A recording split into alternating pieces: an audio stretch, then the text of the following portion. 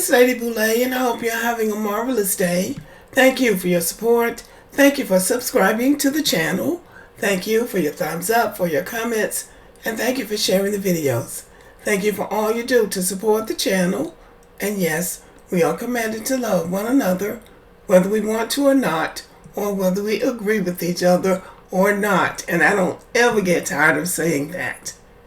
But today I'm talking about migrants. The migrant crisis in America is a crisis. And it's a crisis really all over the world, well, in the Western world, in Europe and in America. So Great Britain has come up with a solution, sort of what to do with all of them piling into their country. They can't accommodate everybody. There's not proper housing. And at a point, the food source will be limited. And also just the children going out to play. People are trying to live in the park where children used to play. So what they have decided to do is kind of, I think, a good idea. So here's their solution. The UK hopes to send asylum seekers to live in Africa by summer. So they're sending them to Africa. London.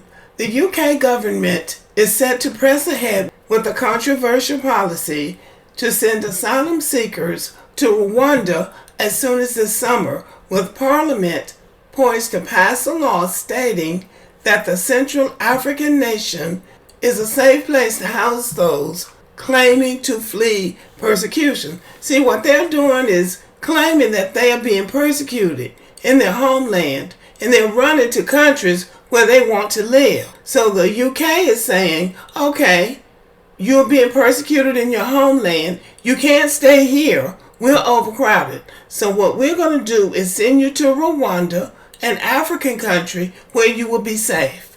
I think it's a brilliant idea. Across the West, including the United States, rising numbers of migrants have overwhelmed many asylum systems and created political tensions, leading some countries to try sending migrants to other nations. Britain is plowing ahead with a much delayed but closely watched policy aimed at deterring migrants from arriving on its shores. See, that's a good way to do it.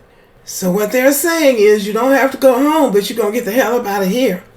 Okay, that'll put a stop to some of this running.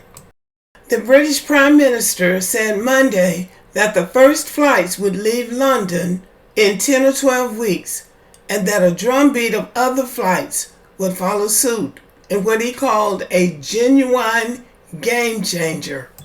It's the government's effort to stamp down on illegal migration. The government has booked commercial charter planes and has an airfield on standby, he said. We're ready. The plans are in place, he said. The only way to stop the boats is to eliminate the incentive to come. And he's talking about those people who are coming up in England on those crowded boats, coming from sometimes across the Mediterranean Sea, just coming because that's what they want to do. So they said they want to put a stop to people coming to England in those boats. So he said the only way to stop it is to send them off somewhere else. So he says they're making it clear that if you come there illegally, you will not be able to stay. The policy does exactly that. So they've made an agreement with Rwanda, and they're paying Rwanda to take those illegals. But they're saying that, you have to draw the line with people somewhere. You have to draw the line somewhere. Now listen to this, and England is in no way as large as the United States. But this says the number of asylum seekers arriving on small boats soared from 1,843 in 2019 to a record 45,774 in 2022.